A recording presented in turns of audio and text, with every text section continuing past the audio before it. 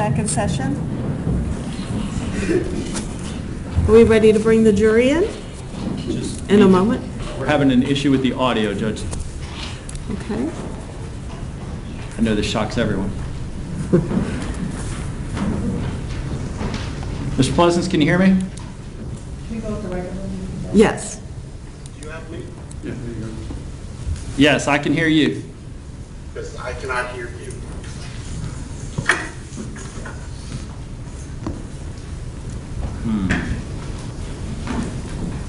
Let me try this. How's that? Not working?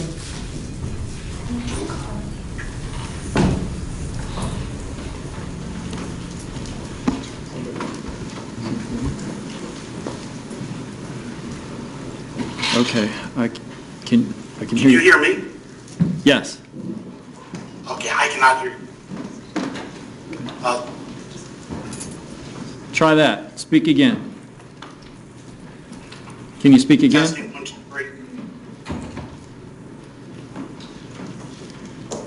All right, I can't hear you though. That's the issue. Let me get with them, see if we can work it out. I'll keep the phone on. Lou, they can hear me.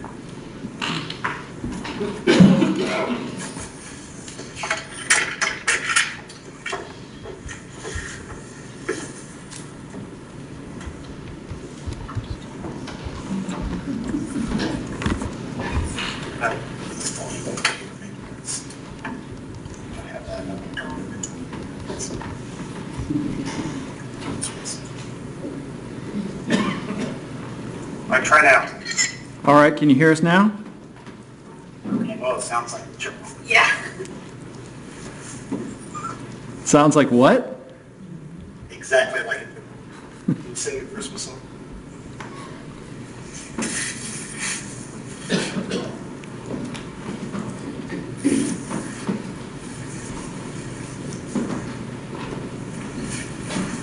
If needed, maybe I can hook up my iPhone, so maybe that'll as well.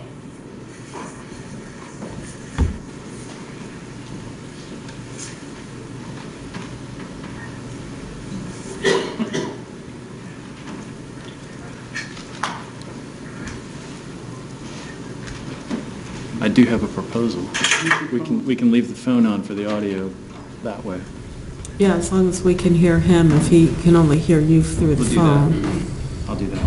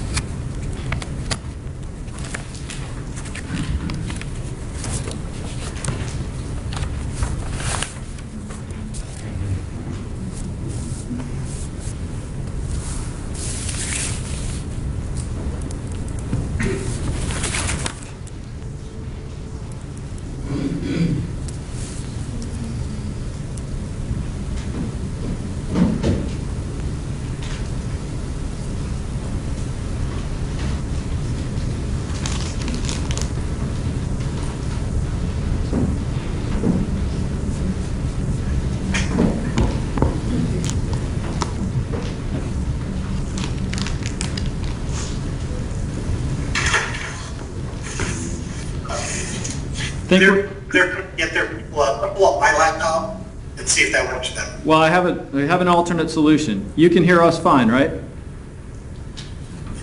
Yeah, I'm on the phone. Well, we Okay. can hear him. We can speak to you this way, and we can hear Well, you we fine. can hear him. He can't hear us, is that Yeah, we can. You can't hear us through Skype, you can hear us through the phone? It's just their speaker system with that. I understand. We can actually just ask our questions through this phone call. Go ahead and have a seat at the camera. Okay, we can do that. We're just going to... Oh, okay. I'm going to turn this off. No, don't turn that off. Oh, he's turning off the sound. That was just my volume. Leave your volume on so we can hear you. And you will hear us through the phone, got it? Yeah, I was turning down my volume for the meeting. Okay, we'll proceed like this. That work for you? Yeah. Okay, thank you. Okay, let's go ahead and bring the jury in.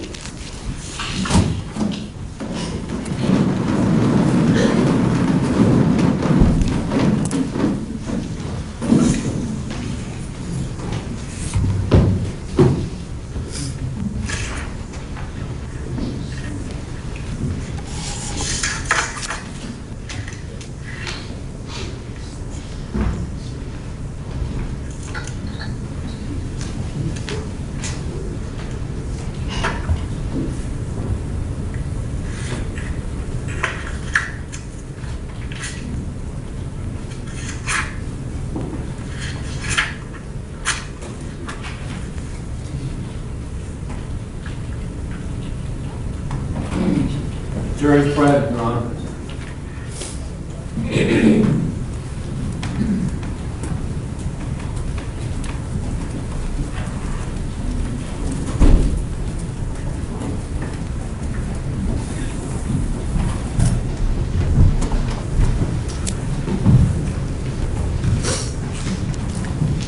Please be seated. Mr. Manti, call your next witness. Thank you, Your Honor. We call Professor Scott Pleasance. Raise your right hand, please. Do you solemnly swear or affirm that the testimony you shall present will be the truth, the whole truth, and nothing but the truth, so help you God? I do. Thank you. Professor Pleasance, would you go ahead and make sure you spell your last name for us, please? It's Pleasant, P-L-E-A-S-A-N-T-S.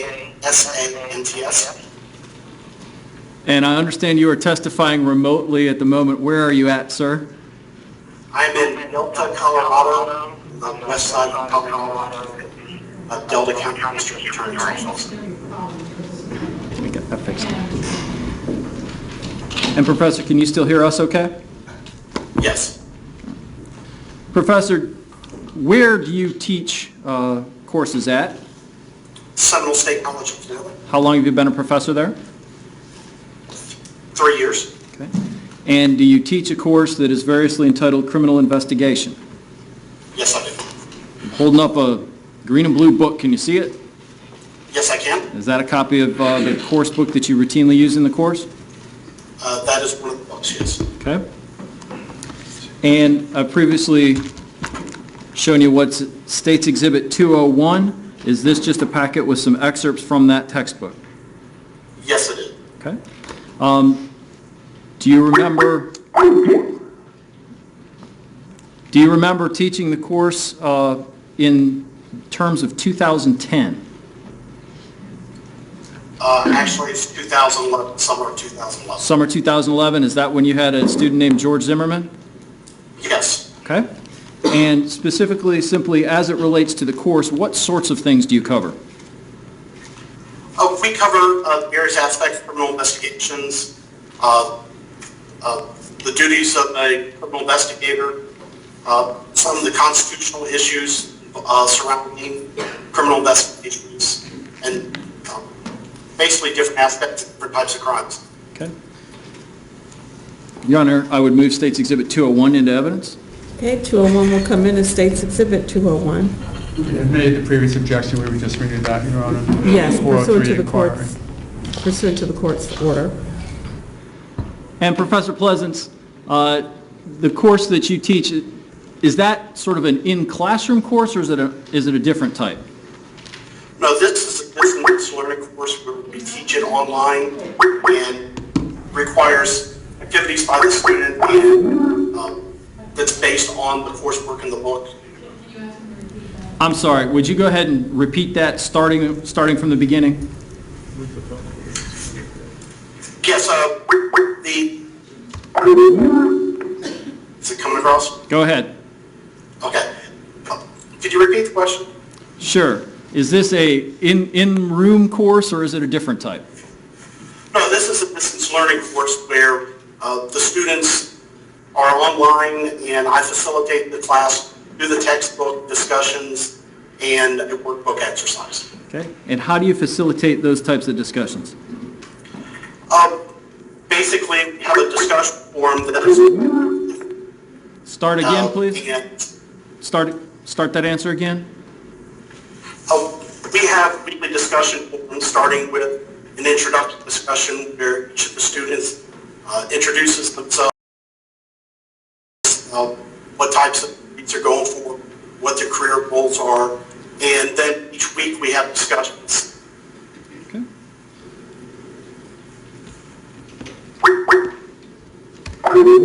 Those weekly discussions are based on different topics. Okay, and as I understand the excerpt in State's Exhibit 201, there are chapters on how to testify as a witness, as well as on psychological or criminal profiling? Yes, there are. Okay, thank you. No other questions, Your Honor. Okay, Cross. Is that his phone that's getting It's, the... it's someone calling the destination.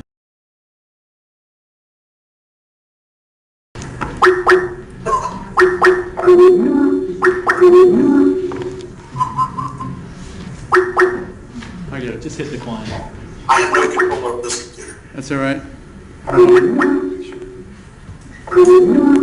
Hold on, I'm just flying. I gotta tell you, there's now a really good chance that we're being toyed with. Just so you know. I can feel it. Nope. All right.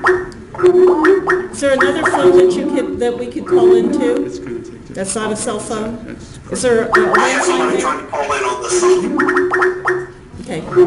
Turn down the volume. Is there another phone that we can call into that is a landline that we will not have the pop-ups of people calling? Well, the pop-up that they're calling on is the landline. Hang up the phone. Yes, Your Honor. It's off now. It's not hung up, but it's off. You take, No, hang up. I don't want those up on the screen. Yes, Your Honor.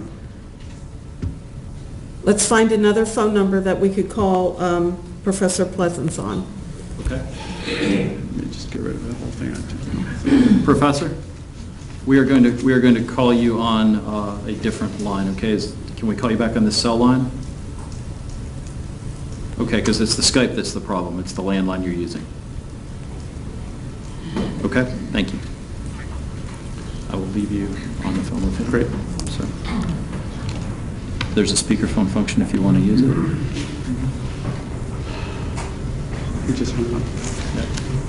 Call him back. back. That's fine. We can use yours, right? Sure.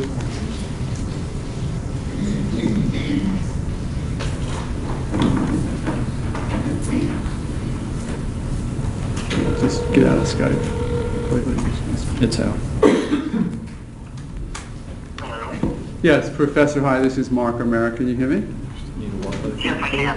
Yes, it looked like somebody was trying to call in this computer. It looked like about 4 dozen people were trying to call in once they realized what number they can call and get on TV, I think. But hold on 1 second, okay? Could you put that up to a microphone? Would you go ahead and just tell me your name again? Gordon Paul Pleasant. Can you hear it? Okay, we'll try it again. We're just trying to set up some audio problems, so I'm going to try that again and ask that you tell me, and just hold on 1 sec. Say your name again. Gordon Paul Pleasant. Does that work, Ron? Yes, thank you. Just have a second to get reorganized. I didn't hear the last word. He said his name, Pleasance, Pleasants.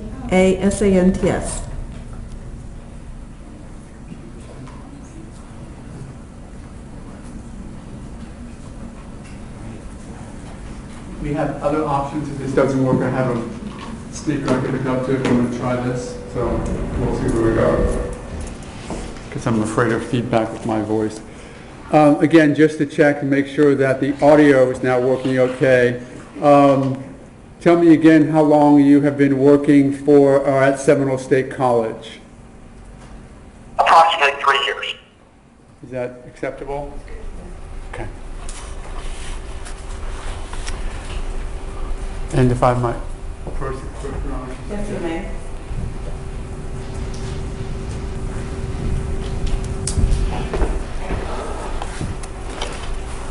Again, good morning, Professor. My name is Mark O'Mara. I represent George Zimmerman in this case, and I have a few questions to ask you, okay? Okay. Great. You mentioned, I think, that this, in fact, was an online course, correct? Correct. And there was no classroom appearance, correct? There's no required classroom appearance. I did have a mock crime scene where students could voluntarily attend, which Mr. Zimmerman did. Great, and we'll talk about that a bit more in a second. There was also a course book that was identified, correct? Correct. But in order to take the tests or the quizzes you gave, was there a need to actually read that book? There weren't actually tests for this course. We actually had a workbook where they would investigate a homicide from the beginning to the end, and the textbook was to assist with that and the discussions. Okay, so when I look at State's Exhibit 201, which is an excerpt from that textbook, you could not give testimony today that this was even covered in class, correct? Yeah, I can't guarantee that that was discussed back and forth with the students. Well, yeah, and again, we may have some audio difficulty. I'm going to ask you to repeat that last question when I asked you that you could not even tell us here today whether or not this was even discussed in class, correct? Yes, or if he read the material. Or the, excuse me? Or if he read that material. Or that they read that material. So it cannot be your testimony here today that, for example, Mr. Zimmerman, being a class participant, even read any of the book, correct? That's correct, and we do have students that do that. And this portion that talks about profiling, geographic or criminal profiling, there was no coursework that even touched on that subject, was there? No, there was not. There's also another one talks about strategies for excelling as a witness. Was that discussed in coursework at all? Let me check. That might have been a discussion topic, but give me a second. The second half of that question again, sir? Yes, sir. Answer? I said I need to check. That might have been one of our discussion topics. Okay. And can you testify? Can you testify here today whether or not George Zimmerman was even present for any of that discussion on the online course? He was participated in all of the different discussions that we had. And how is that documented, just so we know? It's through the Sakai management system, and any of the discussions that we have, since they're in writing, they're maintained, and I can pretty much go back at any time and look at those. And I'm sorry, the last half of that answer, sir? I can go back at any time and look at those discussions that the student participated in. Okay, and now are those records somewhere available to you? Yes, they are. Okay, you don't have them with you today, though? I actually have printouts of the discussion. That's what I'm looking through right now to see if we covered testimony. Okay, well, maybe we'll take a moment to see if you can review those and then tell us about that.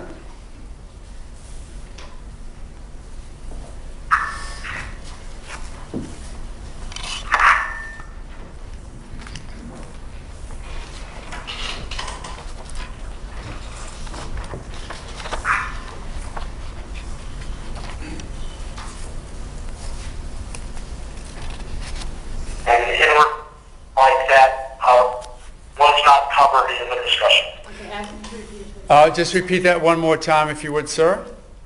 On review of the material showed that it looks like that was not covered in discussions. Okay, so the issue concerning strategies as a witness or testifying under cross-examination were not covered in your coursework? Is more than one. The book was not. I'm sorry. I'm going to ask the question again because I couldn't understand your answer. Understanding again that we have some audio difficulties. Was there any discussion about testifying or acting as how to be a witness in your coursework? Yes or no? Like I said, it was part of the required reading, but we didn't address it in the discussions or the actual course. Okay. It was in the book, correct? Sir, it was in the book, correct? Yes, it was. Okay. But it was not discussed in any of the coursework. Is that also correct? It does look like it was not discussed. Okay, thank you. And in preparing, in applying for the course, you actually had the students fill out an initial information sheet, correct?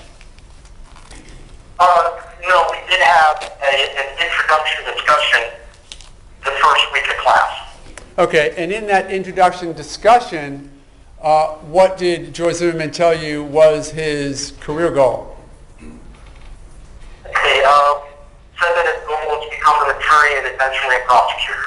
He wanted to become an attorney and prosecutor. attorney and eventually a prosecutor. Yes. And that was his career goal that he gave to you back in 2000 and I think 11, you said, in summer? Yes, he posted that on June 23rd of 2011. Okay. I'm going to have a moment, Your Honor. Yes, you may.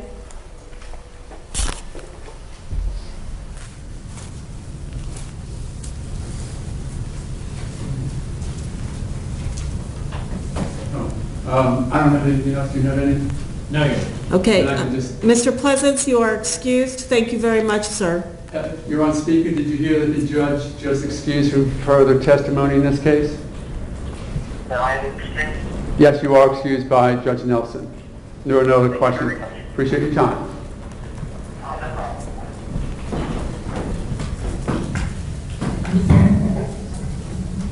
Thank you for your assistance. State, call your next witness. Amy Seward.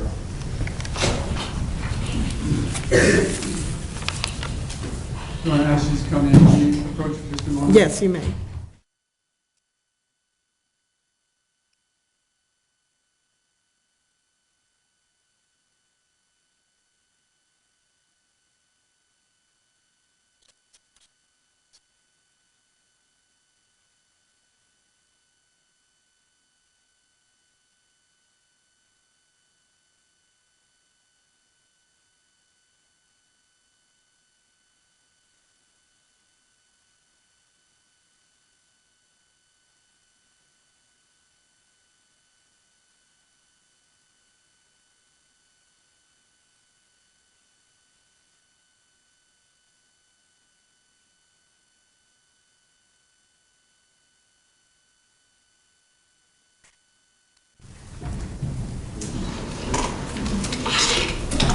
Do you solemnly swear or affirm that the testimony you shall present will be the truth, the whole truth, and nothing but the truth, so help you God? I do. Thank you.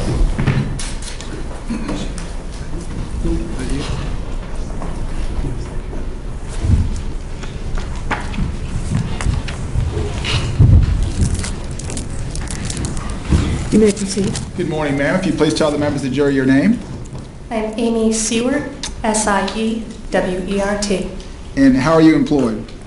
I am employed by the Florida Department of Law Enforcement, Orlando Regional Crime Laboratory. How long have you been with FDLE? 11 years. And your current position is what? Crime Laboratory Analyst assigned to the Firearms section. Explain to the members of the jury what your duties are as a crime laboratory analyst in the firearms section. Sure. My duties as an analyst are to examine submitted firearms for safety and function, to examine fired ammunition components that are submitted as evidence to determine if they've come from a particular firearm, as well as distance determinations on clothing. And how long have you been an analyst in the firearms section? I've been an analyst for 3 years. How long total, or you said you'd been with FDLE for 11 years. What did you do prior to being an analyst in the firearms section? I was a forensic technologist for 5 years in the firearms section, and previous to that, 3 years as a forensic technologist in the toxicology section. And what did you do as a forensic technologist in the firearms section? I performed function examinations on firearms. If you would share with the members of the jury, please, your educational background. I have a Bachelor of Science degree in chemistry. And what training have you had to prepare you for your duties as a crime laboratory analyst in the firearms section? As a forensic technologist, I completed a 6-month FDLE training program which enabled me to perform function examinations on firearms. And as an analyst, I had an additional 14 months of structured hands-on training in firearms identification. And this included units on firearm operating systems, cartridge case and bullet comparisons, as well as muzzle to object distance determinations. Have you ever been qualified as an expert in the courts of the state of Florida in the areas of firearm function and identification? Yes, I have. How many times? 17. At this time, I would tender Amy Seward as an expert in the area of firearm identification and function. She may testify as such. Have you had an opportunity to analyze any evidence in the state of Florida versus George Zimmerman under the FDLE case number of 12-05-01890? Yes, I have. And specifically, did you examine a firearm and holster in this case? Yes. Young man, approach the witness. Yes, you may. Ms. Seward, let me ask you to look at 154. Just ask you, do you recognize that? I do. And what do you recognize that to be? This is the firearm and holster and magazine that I received as part of this case. All right, would you open the exhibit then? Yes. How do you recognize it to be the same firearm that you analyzed in this case? I recognize it by the FDLE case number, exhibit number, and my initials. And what type of firearm is it? It is a 9mm Luger caliber Kel-Tec model PF9 semi-automatic pistol. And what do you mean by semi-automatic? In very basic terms, semi-automatic means that a pull of the trigger is required for each shot to be fired. And what do you mean specifically by 9mm? 9mm refers to the caliber of ammunition that the firearm is designed to fire. Are you familiar with that brand of firearms, the Kel-Tec brand? Yes. How so? I've had the opportunity to tour their manufacturing facility twice, as well as I have examined many of them over the course of my casework. And did you examine the firearm to determine whether or not it was in working order? Yes, I did. How did you do that? I did a general firearm exam.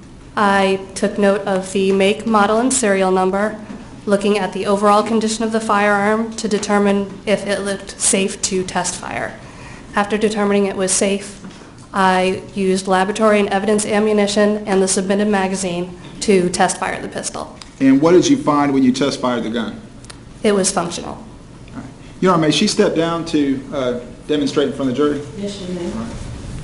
And Ms. Seward, if you would step down with, let me grab the exhibit for you. Grab the whole thing.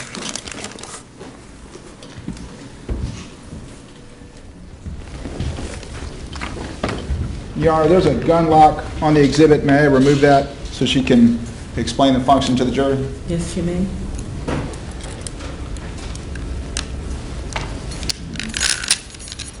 All right.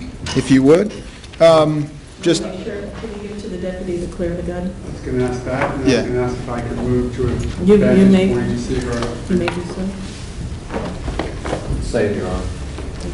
All right, Ms. Seward, if you would explain to the members of the jury how that firearm and anything else you need is in terms of the magazine, how it functions. Absolutely. I'm going to start real quick with a basic definition for you. Right here is what we call a cartridge. It's commonly referred to as a bullet, but it contains at the very top of the bullet the cartridge case, at the head a primer, and inside of it gunpowder. Now these cartridges are loaded into a magazine, which is essentially a container for these cartridges designed to feed into the firearm itself. So cartridges are loaded one on top of another in the magazine. The magazine is then inserted up the magazine well of the pistol, and then the user, typically this is closed, the user will pull back on the slide and release. And as they release, the top cartridge from the magazine will be removed from the top and loaded into the chamber, and the pistol will be ready to fire. In order to fire a shot at this point, all you need to do is pull the trigger. All right. And is there a way to load the firearm so that you don't need to pull the slide back to chamber a round? You have to pull back on the slide to load a cartridge into the chamber. That's the only way to get it in. All right. If the magazine was full, could that be done? Yes. All right. Explain to him how that is. With a loaded magazine with the capacity of this particular one is 7, you can pull back on the slide and release, and it will load that top cartridge.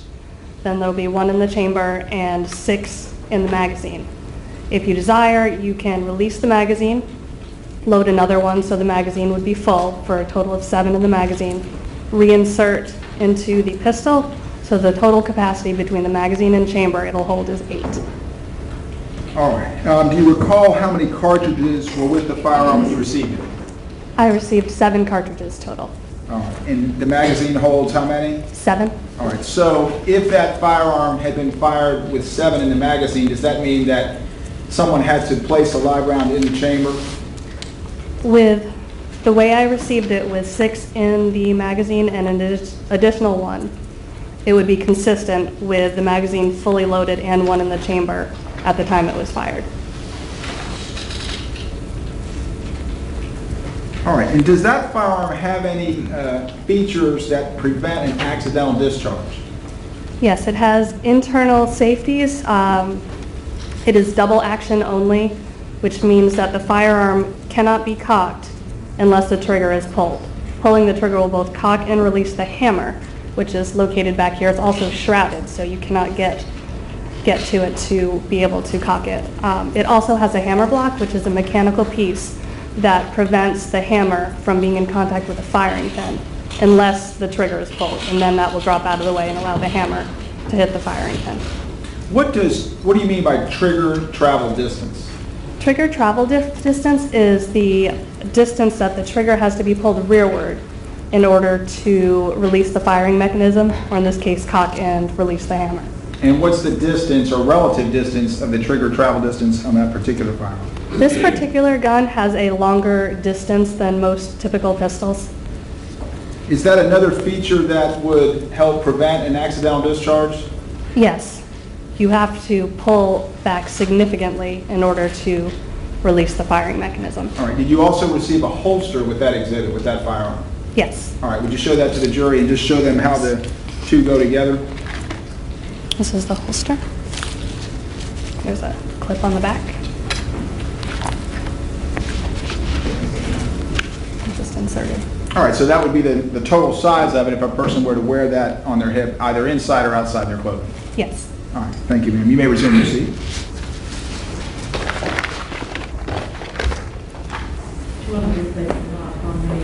Yes. Could I ask the deputy to do that?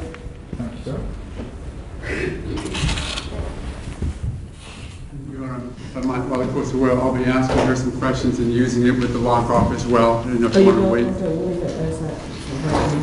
Thank you. All right. Ms. Seward, what is meant by the term trigger pull? Trigger pull is the amount of force required to release the firing mechanism.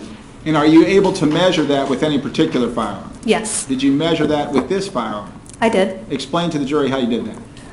I hung a series of known weights from the shooting position of the trigger where the finger will rest, and I kept adding weights until the trigger was pulled and the hammer cocked and released.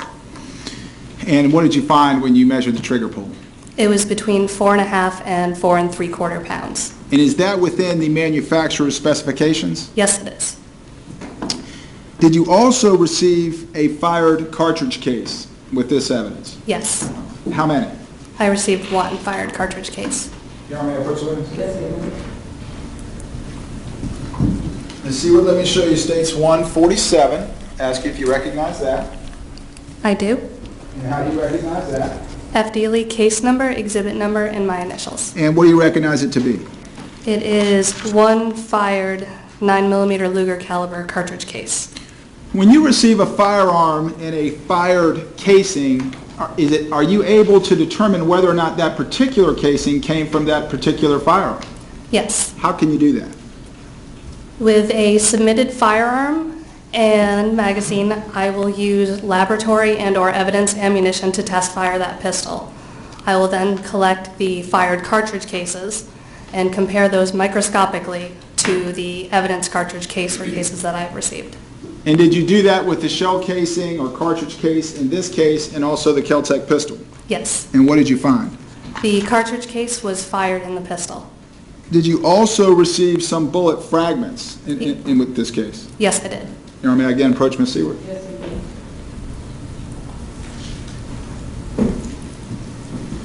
Let me show you the state's 165. Ask you, do you recognize that? Yes. And how do you recognize 165? Again, by the FDLE case number, exhibit number, and my initials. And what is that? What's contained in that exhibit?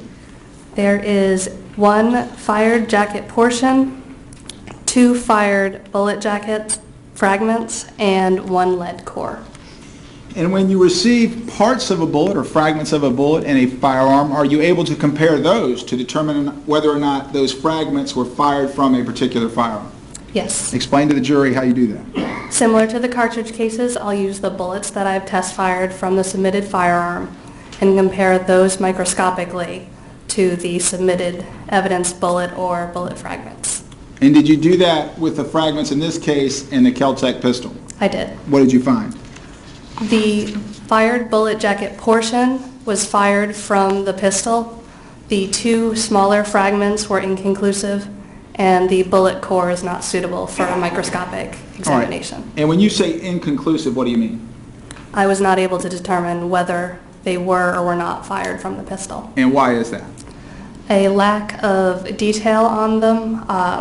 They were very damaged. They had very small portions of rifling on them.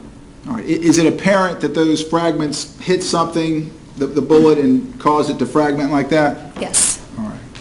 Did you also receive some clothing in connection with this case? I did. And if you receive clothing in connection with a firearms case, are you able to determine or attempt to determine the distance between the muzzle of a firearm and the clothing at the time the firearm was fired? Yes. How does that work? How do you do that? When a gun is fired, a cloud of partially burned and unburned powder particles, vaporous and particulate lead, as well as smoke and gases, will follow the bullet out the barrel.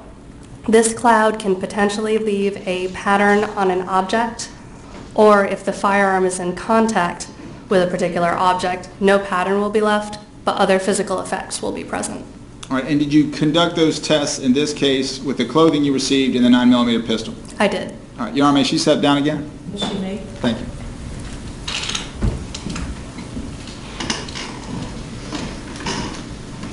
Let's see, well, let me ask you to stay right there if you would. You want to take that over there?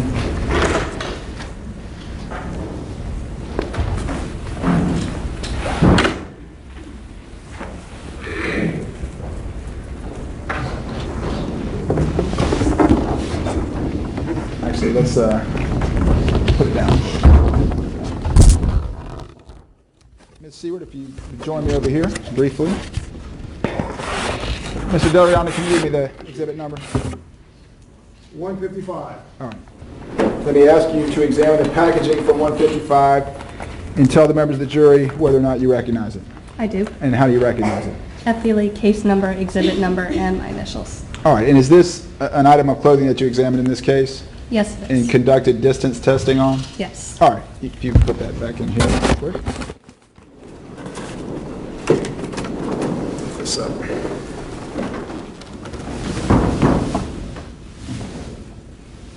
There you go. All right. Explain to the jury first what this is, what you saw, and what you did. This was item of evidence that I examined for a distance determination. And what I did was I was looking at the area surrounding this hole.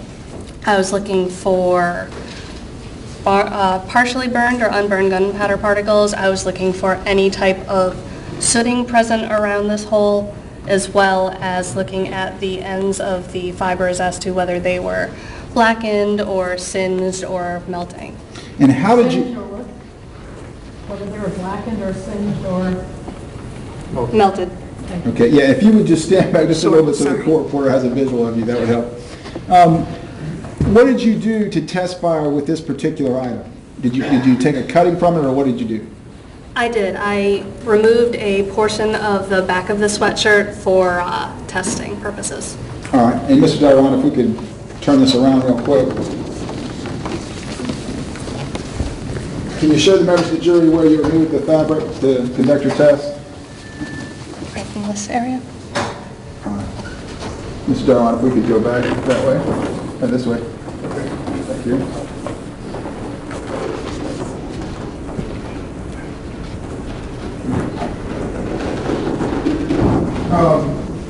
Ms. Seward, just from there, is this the fabric that you removed? That we see Yes. on the exhibit on the back? Yes, it is. All right, is that have your test fire hole in it? Yes. Okay.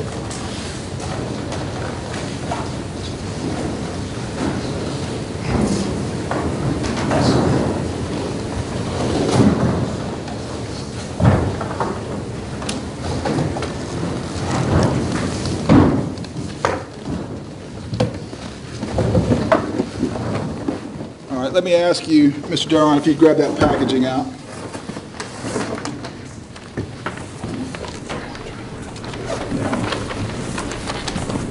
$156. You recognize the packaging? Yes. How do you recognize it? FDLE case number, exhibit number, and my initials. And this is obviously a sweatshirt that you examined in the case? Yes. And again, if you can show the members of the jury the area that you focused on as having a bullet that passed through it. This area right here was where I was looking right underneath the Nike swoosh. And as with the previous exhibit, did you make a cutting from the exhibit? I did. All right, and is that depicted on the back of the exhibit, if you would just come around and look? Yes, it is. Okay, both the cutting and then the area on the sweatshirt where it was cut out? Yes. All right, let's just show that to the jury real quick. And that's been displayed, again, with a bullet hole through it from your test fire? Yes. All right. You may resume your seat.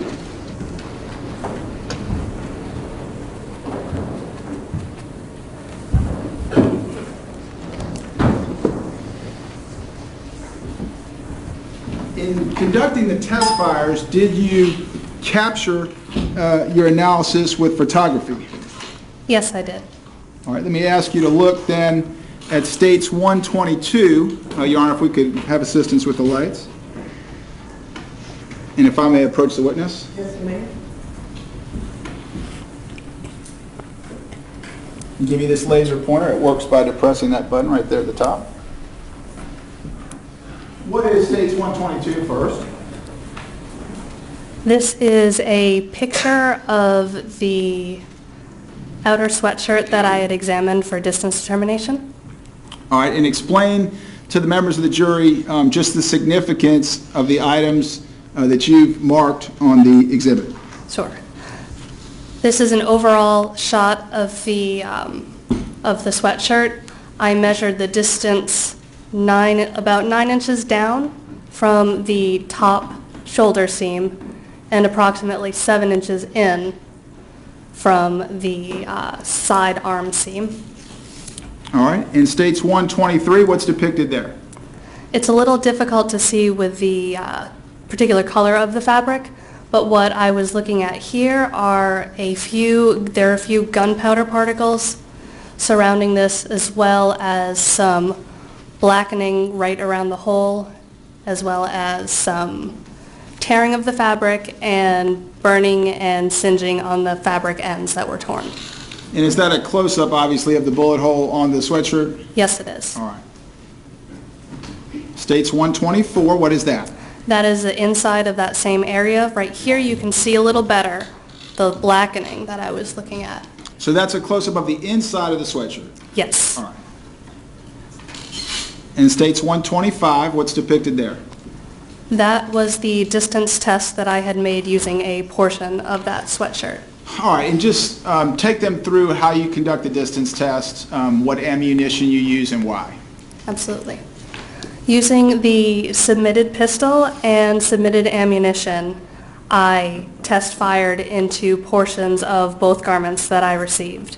And the reason for doing so is the pattern that can be left behind using a particular firearm or ammunition can vary greatly depending on the length of the barrel, the size and style of the bullet, as well as the amount, shape, and burn rate of the gunpowder contained within the cartridge. So you actually used one of the 7 live rounds that you received with the exhibit to conduct this test? Yes. All right, States 126, what do we see there? That is a close-up of the distance test that I had made.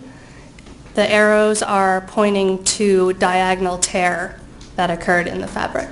And when you conducted the distance test with the Kel-Tec pistol and the hooded sweatshirt, what did you determine about the distance between those, the muzzle of the gun and the material at the time the gun was discharged? The clothing displayed residues and physical effects consistent with a contact shot. Meaning the muzzle or the end of the barrel of the gun was up against the sweatshirt when it was fired? Correct. All right, let's go to States 127. What is that? This is the other sweatshirt that I had received to do distance determination on. And again, you made measurements of where the hole is relative on the sweatshirt? Yes. All right. Incidentally, if both of those sweatshirts were being worn in their intended fashion, that is, forward, do the 2 bullet holes line up? They do. 128, what do we see there? With this, we are looking at the tearing of the fabric. You can see there are a few gunpowder particles, which are not easily depicted in this photo, as well as some light sooting and burning and singeing of the ends of the fabric. In the reddish-brown staining, that would be apparently blood. Yes, it is. All right, not something that you applied. No. States 129, what is that? The inside of the hole that was in the previous photograph, and again, you can see a little better the sooting, the blackening surrounding the Can you hole circle itself. that for the jury as best Yes, you can? sorry. Okay. All right, in States 130, And this is the test that I had generated using a portion of the back of the garment. and when you conducted that distance test, did you also use the 9mm firearm as well as the ammunition that was present with the firearm? I conducted that simultaneous to the first one.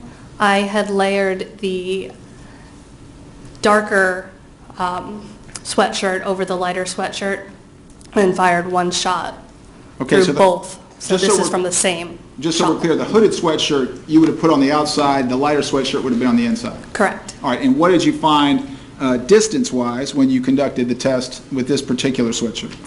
This as well was consistent with residues and physical effects of a contact shot. So again, evidencing that the end of the gun was against the material when it was fired? Yes. All right. And finally, States 131, what's depicted there? This is a close-up shot of the test that I had generated with the lighter color sweatshirt, depicting a little better that you can see the tearing and the blackening of the fabric right around the hole. All right. Are your findings consistent with the muzzle of the gun having been pressed into the dark hooded sweatshirt and then fired through both the dark hooded sweatshirt and the lighter colored sweatshirt? It is consistent with the muzzle of the firearm touching the outer sweatshirt and the inner sweatshirt being in direct contact with that outer one, yes. All right, thank you, ma'am. Judge, that's all I have. Thank you. Okay, thank you. Do you want to break for lunch at this time, or you're Your going to... call, Your Honor. Well, I don't know how long you think it'll be.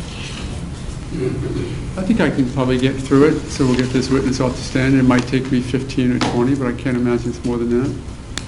Okay. And if I get to 20, you can remind me where we are if I don't notice, but I'll get through it. Okay. Thank you. If we really do hit a snag, I may ask that we break for lunch. Good morning, ma'am. How are you? Good. Good. I'm going to try and do it sort of the way that you went through it in your direct examination. Obviously, what you've told the jury, you do in a lot of cases where these issues may be in contest, correct? Yes. Where you're trying to determine, for example, that the cartridge found came from the gun. Right? Correct. You know that's not an issue here, right? Yes. And you do a lot of analysis to make sure that the bullet came from the gun in many cases, correct? Yes. And you know that's not an issue here. Yes. Okay. And concerning the firearm itself, of course, you need to be able to testify to a jury, this gun can work and can fire a bullet, correct? Yes. You know that's not an issue here. Yes. Judge, I'm sorry, I'm going to interpose an objection as to the legal conclusions by the defense attorney as to what or is not an issue in the case. Okay, thank you. That will be sustained if you can rephrase your question. Sure, certainly. From a forensic perspective and from the workload that you needed to do, were you given any indication that there was an issue in whether or not this bullet came from this gun? We're never given an indication whether there's an issue present or not. Okay. So you would take it on and look at it and see what needs to be done to prove up matters, even if they may not be in contest. Correct. So in this case, you were able to document gunworks, fired cartridge, fired bullet. Correct? Yes. Now let's talk about the gun itself. And if I might approach the witness, Your Honor, with the firearm that's in front of her. If you would, I'm actually going to have you testify from where you are right now, but I would ask you to take out the firearm and just hold it, obviously, as you know how to, pointing it nowhere near any of us, including the jury.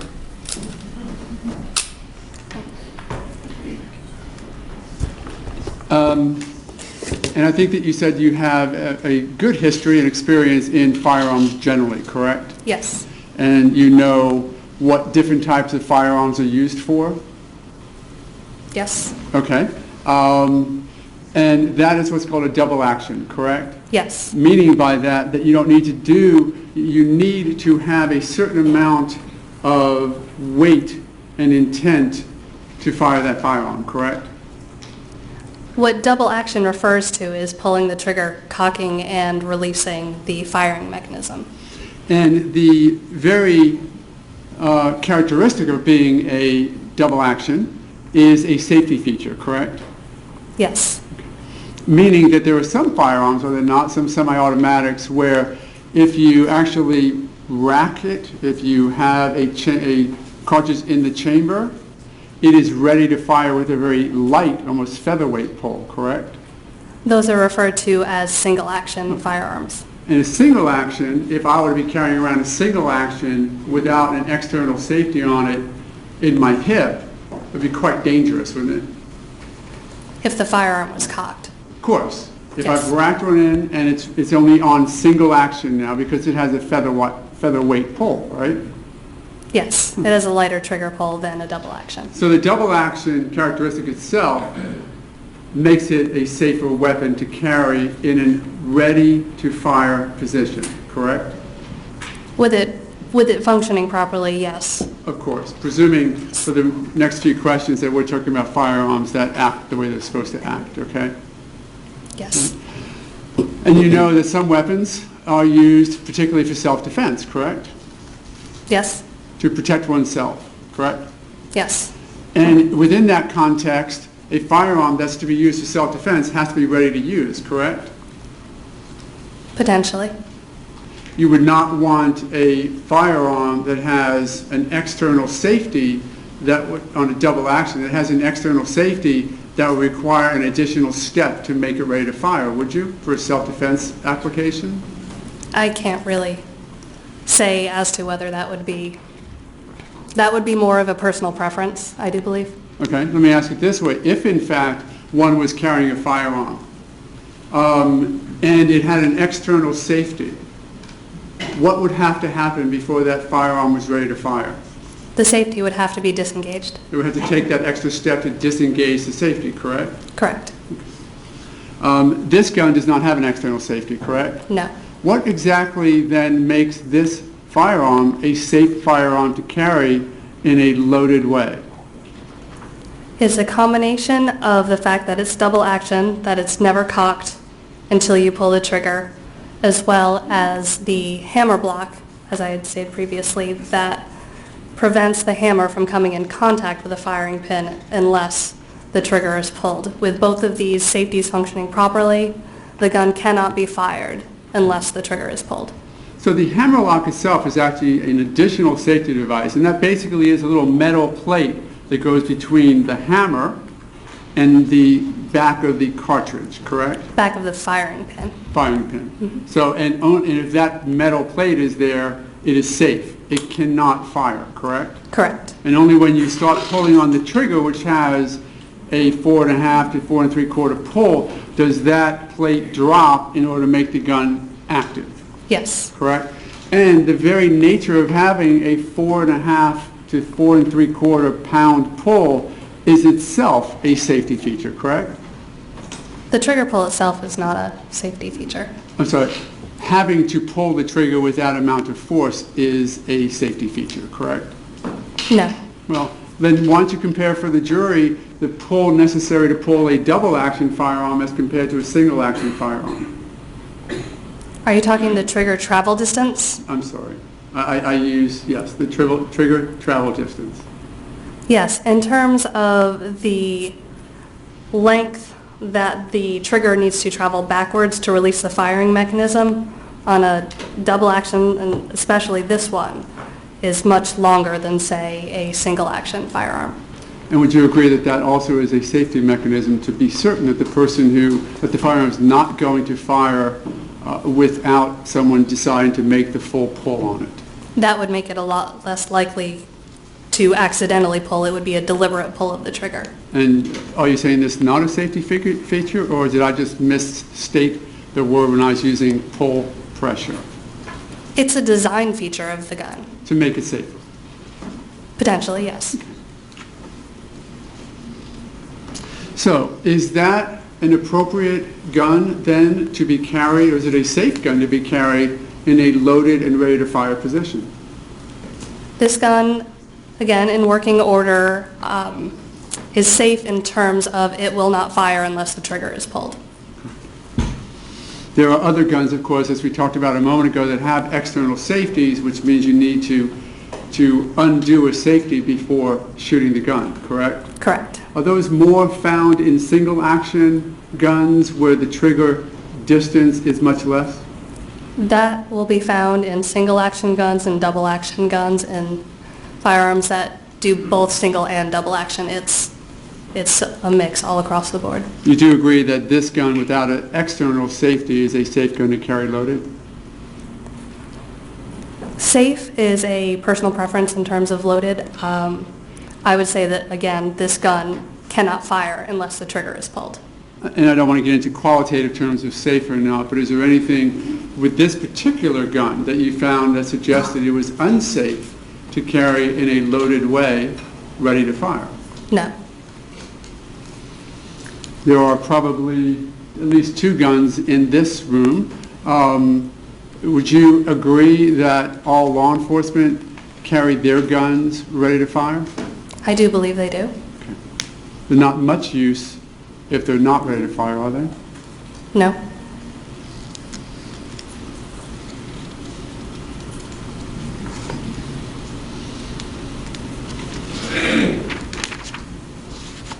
You had mentioned even as to this weapon, you've had a chance to visit the factory where they're made a couple of times? Yes. It's right here in Brevard County, correct? Yes. And you've been there a couple of times to see, do any concerns with the manufacture of that weapon? No. From your experience as to how it was utilized in this event, did it perform properly? Did it shoot its projectile the way it was supposed to? The gun functioned, yes. So it worked, correct? Yes. And it worked the way it was supposed to? Yes. There was no suggestion that the pull distance was malfunctioning in any form, correct? No, there was no indication that anything on this pistol was malfunctioning. And you had mentioned now talking, anything that we haven't talked about with the gun and its safety features. No. You had stated in response to how you can load that is that you have to, and I call rack it, is that the right term? When you pull back the slide? Yes, that's Can the we term use- that's used. Okay, can we use that so that both you and the jury knows that racking it means pulling the slide back to actually put a cartridge or a bullet in the chamber being ready to fire? Sure. Okay. And you stated that a person, Mr. Zimmerman, since we know it to be his gun, right? Yes. Okay. Would have then racked it to make sure it was in fact ready to fire and then put another bullet in the magazine and reloaded it. Correct? Yes. Is that a usual occurrence in your experience dealing with firearms? I typically Or do see you a just wide not see it? variety of Okay. of You what did I not, receive. sorry, I interrupted you. That's You did fine. not consider that to be an unusual occurrence, certainly, No. did you? Okay. Matter of fact, the two law enforcement officers here, and probably every other law enforcement officer gun you had a chance to see, that is normal, that it is one racked in the chamber and a full magazine, correct? Yes. Military do that, correct? I'm unsure.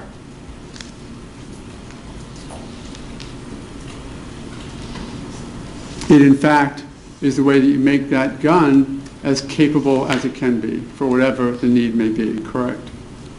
To have it fully loaded? Yes. Yes. And then we've talked about the shirts themselves, and I'm not going to go into having you look at them just yet. You might be able to avoid that. But you had said that the two shirts sort of lined up, correct? Yes. And by that you mean, obviously there was a hole through one and a hole through the other, and when you took the shirts and lined them up, they matched, correct? Correct. You're not suggesting that because of that the shirts are in any particular configuration on the body, are you? No. Okay, they were where they were, but certainly the bullet went through both shirts where they were lined up with the bullet hole. Yes. Okay. And let's talk about the action when you say contact. Mr. Guy suggested pressed into, and I think you corrected him to say it was touching, correct? Yes. There was no evidence, for example, that would show up that you would take the gun muzzle and push it into the shirt somewhere where the shirt would fold around it, was there? No, it was consistent with the muzzle of the firearm touching. It was consistent The with sweatshirt. this, correct? Yes. Shirt, firearm, wasn't Yes. consistent with this, right? Pushing or anything? No. That would have shown a completely different configuration to you, right? To me, contact is when the muzzle is just touching the fabric, Okay. whether it's a light touching or whether it's pressed in all the way. The fact that the muzzle was touching the garment itself was what I had determined. Right. So certainly had the gun actually been sort of smothered by the shirt or by a sheet, then fired, you would have seen a much different patterning on that, right? Because the fire then would have wrapped back around it somewhat? Potentially if it was wrapped around it. Correct. Yes. And matter of fact, any configuration that suggests something other than flat would have shown some different stippling potential or burning from the way the flame would then have bounced around, correct? In terms of farther away or closer? No, if it was in contact, Okay.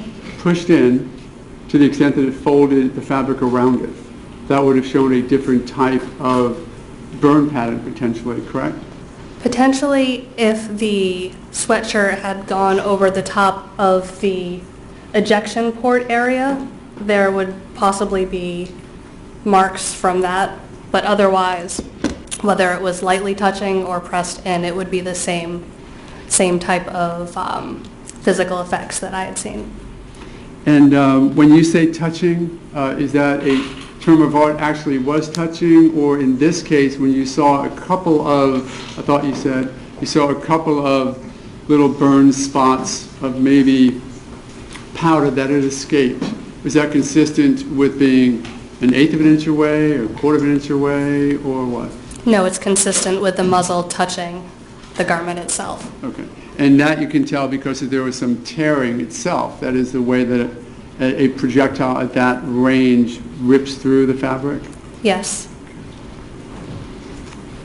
Did you do any examination to identify the distance that the bullet traveled before it hit Mr. Martin's chest? No, I only examined the clothing for distance determination.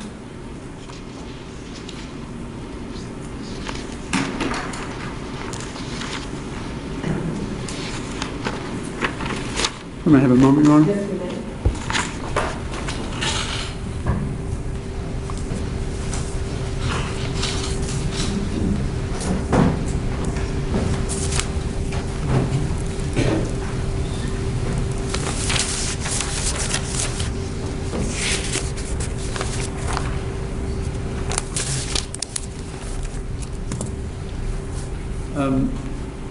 Do you involve yourself then at ever during your experience with FDLE to actually look at the injury or flesh wound occurring by a bullet entering it? No, I do examination of clothing. Okay, so whenever the bullet... Defense could also be used to commit a murder. The firearm can be used for any purposes. Your Honor, I might, because that is speculation and would affect the ultimate fact before the jury, ultimate question before the jury. Sustained. You were asked about the trigger pull. Can you give the members of the jury an idea of whether or not 4 pounds or a little bit more than 4 pounds is a relatively light or relatively heavy trigger pull? 4.5 pounds is within the normal range of trigger pulls that I see in my casework. So it's not a heavy trigger pull. No, it is not. And you were asked questions about the firearm being fully loaded. Can you explain to the members of the jury that if the magazine's full and there's a live round in the chamber on that particular firearm, what must a person do to expel a bullet? Pull the trigger to fire the gun at that point in time. That's it. There's nothing they have to turn off or adjust. You just pull the trigger. Correct. All right, but they do make firearms with what you refer to as an external safety, right? Yes. Can you explain to the jury just briefly how those work and the purpose of those? Sure. An external safety is typically a button, a knob, something that you physically have to engage to prevent the firearm from firing. And where is that? Where are those typically located on the firearm? More times than not, you'll find them right back here on either the left or the right side. But those are typically referred to as thumb safeties, as all you need is your thumb to disengage it or but engage it. that firearm does not have any type of external safety. No. All right. With the firearm in the condition that it is right now, unloaded, are you able to demonstrate for the jury how to pull the trigger and to make that sound? Yes. Your Honor, may she do that? May she demonstrate pointing it into the wall? Yes.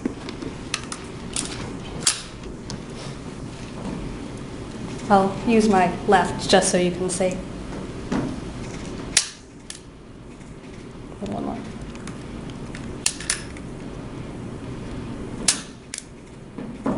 And that's all someone would need to do to fire a shot if it was fully loaded? Yes. Thank you, ma'am. Judge, that's all I have. Thank you, Lydia Rico. Very brief on that one point. This gun safety mechanism requires that same amount of pull for every time you want to shoot the gun, correct? Yes. You agree that there are other semi-automatic weapons, a number of them, where while the first shot may be a double action pull, the ones after that are single action, correct? Yes, there are some firearms designed that way. And Sig Sauers are all that way, Colts are all that way, right? Some of them, yes. Okay. And what that means is while you can rack it and shoot with a 4.5, 5 pound pull or distance. Every other one is featherweight, right? A single pound trigger pull is going to be lighter than a double action trigger pull, but when you have a firearm that's both single action, double action, pulling back on the slide and releasing while you chamber a cartridge will leave the pistol in single action. So firing it that way will be the single action trigger pull, which will be lighter than a double. However, a lot of these firearms also have what's called a decock safety, which is essentially another thumb safety where you depress it and it will allow the hammer to fall without causing the gun to fire. And then by pulling the trigger at that stage, it's going to be a double action trigger pull, while all remaining ones, if you do not decock, are going to be at the single action trigger pull, which is lighter. So with this gun, if I wanted to shoot it one time, 4.5 inch pull, correct? 4.5 to Pound. 4 3/4 pounds, yes. Sorry, 4 3/4 pound pull, correct? And then the Yes. second shot, again, 4 3/4 pound pull, correct? Yes. If I had my Sig Sauer 9mm with me and I did the same thing, first one, let's say 4.5 pound, correct? I'm sorry, I'm just going to and- take this to the relevance of a different firearm. Well, Sustained. any other firearm that goes from double to single, I think you probably could. The objection was sustained. But now I'm moving on to the next But question. we're still talking on firearms other than this firearm. Well, she has now identified, if I might be heard, I know, but the objection is relevance. That objection is sustained. then this firearm's additional safety measures is that each pull has to be the full pull, correct? As opposed to shifting to single action after the first pull. That's a design feature of a pistol that's either only single action or only double action, where Which- it has the same trigger pull for each shot. Which means that even the second, third, and fourth shot require a full 4.5 to 4 3/4 pound pull. Yes, each pull of the trigger requires the same amount of force. And that is different than it would be if it was a single action, correct? Yes. Thank you. Nothing further on. Any redirect? No, thank you. May Ms. Seward be excused? She may. Thank you very much. You are excused. Deputy, so please put the lock back on the firearm and put it in the box. Ladies and gentlemen, we're going to go ahead and break for lunch. During lunch, you're not to discuss the case amongst yourselves or with anybody else. You're not to read or listen to any radio, television, or newspaper reports about the case. You're not to use any type of an electronic device to go on the internet to do independent research about the case, people, places, things, or terminology. And you're not to read or create any emails, text messages, Twitters, tweets, blogs, or social networking pages about the case. Do I have your assurances that you will abide by these instructions? Okay, there's something different going for lunch today, so I'm going to give you some extra time. If we will be back at 1:45. Please put your notepads face down on the chairs and enjoy your lunch.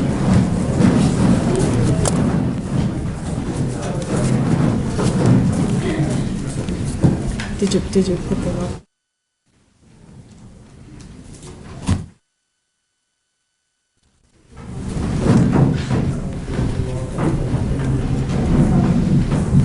First in action. Thanks.